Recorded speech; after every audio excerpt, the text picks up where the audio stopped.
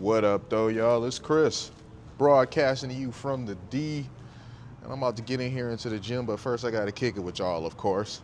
Proctor and Gamble is laying off 7,000 people. P&G downsizing. This is big. For those of you that may be living under a rock, I know most of you aren't, but for those of you who may not quite be in the know, P&G is a huge consumer goods company. They make a lot of stuff that you probably are aware of that you buy from them, and they also make a lot of stuff that you may not be aware of that you buy from them. But your toothpaste, your deodorant, your dish liquid, your toilet paper, this is likely stuff that comes from them. All right, you likely use daily quite a few things that come from them.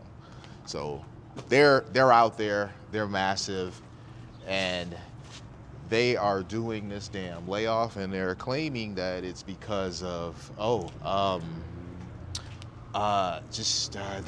economy, the tariffs.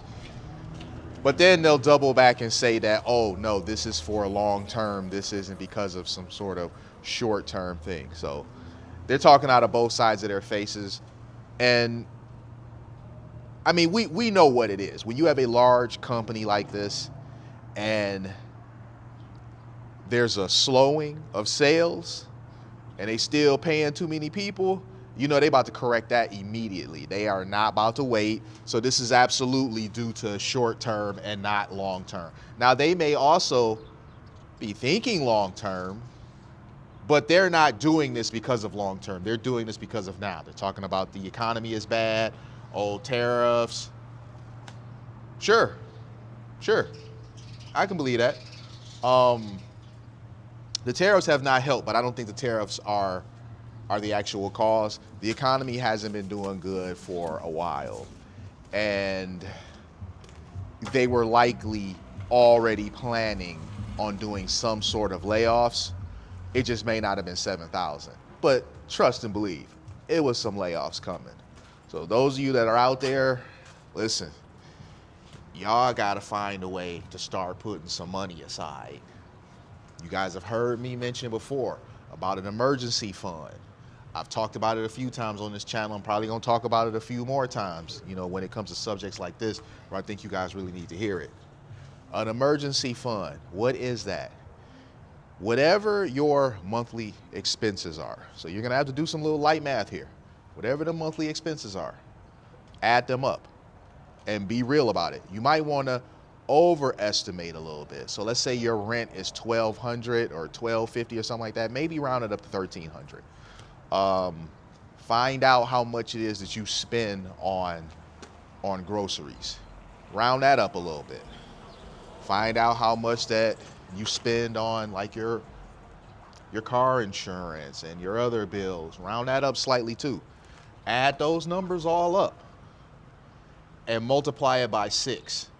So whatever that number is, you need to have 6 months worth of that. All right, you guys understand me? So let's say it's somebody that they spend what? They spend like what, three grand a month on expenses. I know that's like really strict, but we're trying to keep the math simple here. 3 grand a month, 6 months, you're gonna need like 18 G's saved up for your emergency fund. You guys have heard me say before, you need to have 10 grand saved up, period. You need to have 10 grand saved up. 10 grand, in my opinion, it's not a lot of money, but you're not broke. So the thing is this, when you got 10 grand saved up, you got an account that's at the very least in the 5 digits. You're not worried about nothing. If you need to get another fridge, you can easily take it out of that. If you need to get your car fixed, like I had to replace the transmission on my truck a year ago. That cost me like what, $3,600 or something like that. You know, if you need to do that, there you go. You need to replace the transmission, you need to replace the engine. Most expenses, if you have 10 grand saved up, that can cover them. You know, most surprise expenses.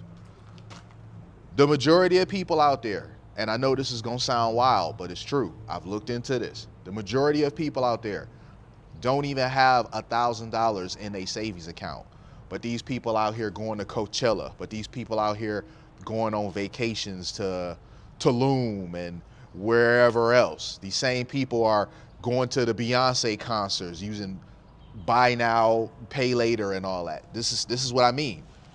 If you don't have at least $1,000 in your bank account, you shouldn't be going any damn where.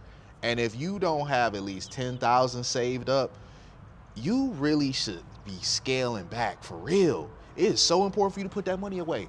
Listen, that new iPhone that's about to come out, what is it, the 17? All right, you don't need the 17 Pro Max. Yo, 16 Pro Max that you shouldn't have bought last year, you should have kept your previous phone. Yeah, yo, that 16 Pro Max, you're gonna have to keep using it. All right, you don't need to get the next Apple Watch, the next re-release. Hold on to that one that you bought last year that you shouldn't have got because you should have just kept using the one that you previously had. Y'all gonna have to really tighten the belt. If you broke, you gotta move like you broke. The whole thing with being broke and putting on the front like you got it like that, like your pockets ain't touching, that's not as easy to pull off right now, y'all. The economy ain't good for a lot of people. So I'm just telling y'all, if you somebody out here that don't even have $1,000 in your savings account, you are not only are you not optimizing your free time, your spending is terrible. If you got 10,000, you're doing a lot better. You're doing better than most. You want to have more than 10,000. Like I said, whatever your monthly expenses is, you want to have that multiplied by 6 so that you have the freedom. If you find yourself laid off, because you may not be at Proctor and Gamble, you may be at some other company and you're going to get laid off. If you find yourself laid off, you're not screwed. You're not stressed, wondering, how am I going to pay my rent? How am I going to pay my car note? How am I going to pay whatever? How am I going to pay my Metro bill, my Boost Mobile bill, whatever? How am I going to pay for these bills? You're not worried about that. You got 6 months worth of expenses. So you're not broke. You good. You have enough time to where you can go kind of comfortably find yourself another gig. Now, you don't want to wait too long finding another gig because however much you spend out of that emergency fund, you're going to need to replace it. So you want to spend just as much as you have to. And you also don't want to go shopping out of that. When you living off that emergency fund, do not take your ass to the fucking mall. Stay your ass off of Amazon. Do not go to Nike.com.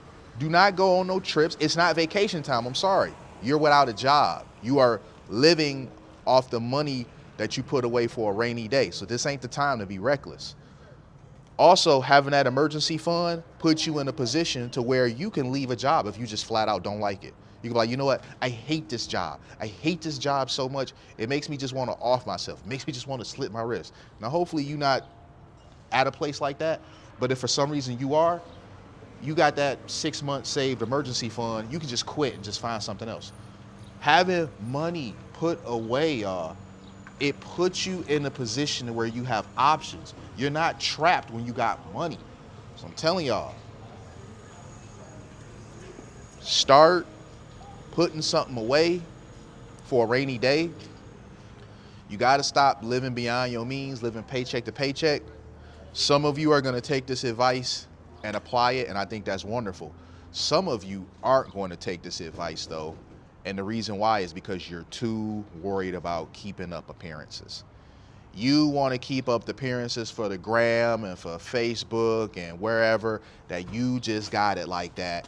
You not affected, you ain't broke, your pockets ain't touching when they are. But then if you find yourself unemployed, they all gonna learn anyway that you ain't really have it like that. So I say make these necessary changes while you can still do it on your terms. So I'm gonna leave it there though, you guys. Procter and Gamble, 7,000 people laid off. This isn't gonna be the last we see of mass layoffs. I feel like I'm gonna be making another one of these videos in the next few weeks for some other big brand, but more of this stuff is coming because, as I said, the economy's bad for a lot of people. Hit me with a like if you like what I do. Hit me with a sub if you like what I do. And hit me in them comments. I'm going to holler at y'all. Peace.